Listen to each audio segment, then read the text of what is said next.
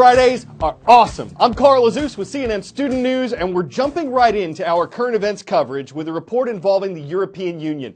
It's an organization of 28 countries. It's holding a meeting in Brussels, Belgium this week. And one of the major topics on its agenda is Europe's ongoing migrant and refugee crisis. There are more people streaming into Europe now than at any point since the Second World War. And there are a lot of disagreements among EU members and their citizens about how to address the situation.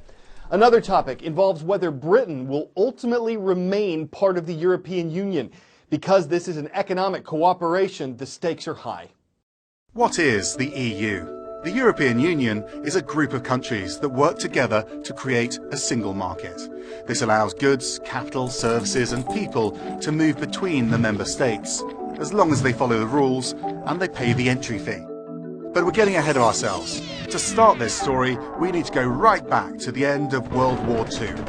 After 6 years of fighting, Europe was decimated. Economies were collapsing and mistrust was rife as old enemies faced the prospect of recreating trade ties. France and previous occupiers Germany faced the difficult task of creating a unity for profit. So they started talking, mainly about steel and coal. In 1951, a total of 6 countries, France, Belgium, West Germany, Italy, Luxembourg and the Netherlands, reached their first accord by uniting the steel and coal industries, creating the European Coal and Steel Community, or the ECSC. They later introduced the European Economic Community, the EEC, in 1958.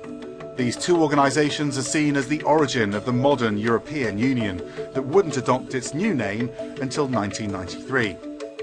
More than 6 decades later, the European Union now represents more than 500 million people across 28 countries and with a common currency, the euro, which generates an estimated 14 trillion euros in GDP per year.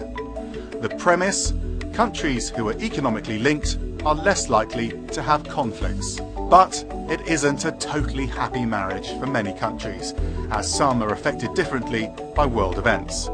There have been arguments over financial regulations, bailouts and different approaches to migration. This has given rise to anti-EU parties across Europe, with many calling for their countries to withdraw from arguably the world's most powerful union. The U.S. Supreme Court canceled the regular conference it had scheduled for today. It's a time of mourning following the sudden death of 79-year-old Justice Antonin Scalia. Government officials say he passed away in his sleep last weekend. Justice Scalia's body is lying in repose at the court. And many people are wondering what happens to Supreme Court cases with an even number of justices on the bench. What if a decision is split 4-4? The answer is that the lower court's ruling would stand. Those particular cases would not be overturned. But if multiple courts ruled differently on a case, a 4-4 decision at the Supreme Court wouldn't really decide anything. The justices do have the option to hold over cases, though. They could put off ruling on them until a 9th justice is confirmed.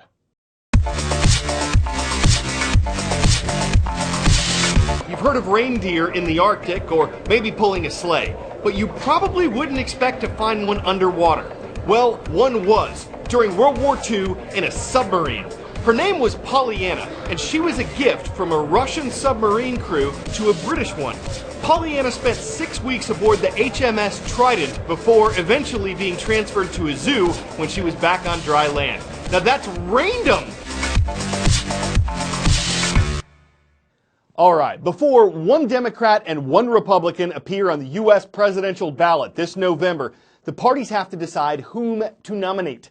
Part of that process is playing out in all 50 states, but unlike the contests in Iowa and New Hampshire, where Democrat and Republican candidates were voted for on the same day, the next 2 states hold their votes for Democrats and Republicans on different days. This Saturday, South Carolina will be focused on Republican candidates. Former Virginia Governor Jim Gilmore recently suspended his campaign, so 6 GOP candidates are still in. Jonathan Mann takes us to the Palmetto State. South Carolina hosts the first in the South primary, with Republicans voting February 20th, Democrats a week later. Known for its beaches and barbecue, the Palmetto State is a Republican stronghold. Almost 3/4 of voters describe themselves as somewhat or very conservative in the state's last GOP primary. Nearly as many, 65%, said they were born again or evangelical Christians, and about a quarter said they were active or former military. South Carolina is more diverse than Iowa and New Hampshire, with a sizable African American community, the vast majority of them Democrats. You may recall South Carolina Governor Nikki Haley, a rising star in the Republican Party, made headlines last summer when she ordered the removal of the Confederate flag from the State House in Columbia. It's time to move the flag from the Capitol grounds. South Carolina is also known for some political dirty tricks in its past primaries, but the state also has a history of picking a winner. In 5 of the last 6 elections, the winner of the South Carolina primary went on to win the GOP nomination. And the last 3 presidents, Obama, Bush, and Clinton, all lost in New Hampshire, but won in South Carolina the year they were first elected. The battle-born state of Nevada is also holding a contest this Saturday. And like South Carolina, it splits up its votes by party. So this weekend's Nevada caucuses are focused on Democrats. There are 2 of them still in the race, and they're neck and neck in the polls. The Nevada caucuses could turn into an old-fashioned Wild West showdown. You look at Nevada, it's a microcosm of our country. It is what America's all about. It's the first contest of the campaign calendar held in the western U.S. Democrats turn out February 20th, Republicans 3 days later. It's relatively new to the process. Nevada's first caucus was just in 2004, but now it's seen as a critical battleground for Bernie Sanders and Hillary Clinton, fighting to win over an electorate more diverse than Iowa or New Hampshire, with more Hispanic and African American voters. While the state is geographically large, the race will likely be won or lost in just one city, Las Vegas. Sin City and the surrounding Clark County are home to nearly 3/4 of the state's population. Recent history suggests Nevada is Clinton country. Hillary Clinton narrowly won the vote in the 2008 caucus. Bill Clinton carried the state in both the 1992 and 96 elections, helping him win the White House both times.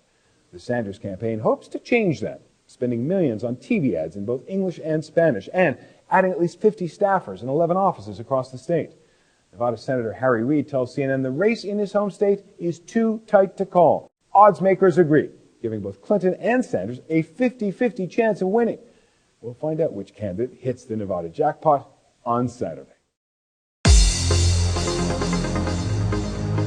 From the U.S. Northeast to the Middle East, it's time to travel on the CNN Student News Roll Call. From Berman Hebrew Academy, the Cougars are watching today. Good to see you in Rockville, Maryland. From Shippensburg, Pennsylvania, the Greyhounds are running with us. Shippensburg Area Middle School is on the roll.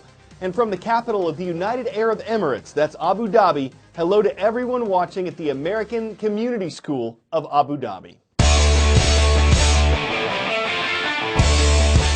When we say haunted places, you probably don't think of office buildings, but this one's gonna freak you out. Meeting's over, dude. The chairs will rearrange themselves. Oh, I see you're leaving. We'll just slip back under the table. Okay, this is not really a horror film. The Nissan Automotive Company made self-parking chairs while working on self-driving cars. Doesn't really solve a huge problem, and Nissan doesn't really plan to sell them.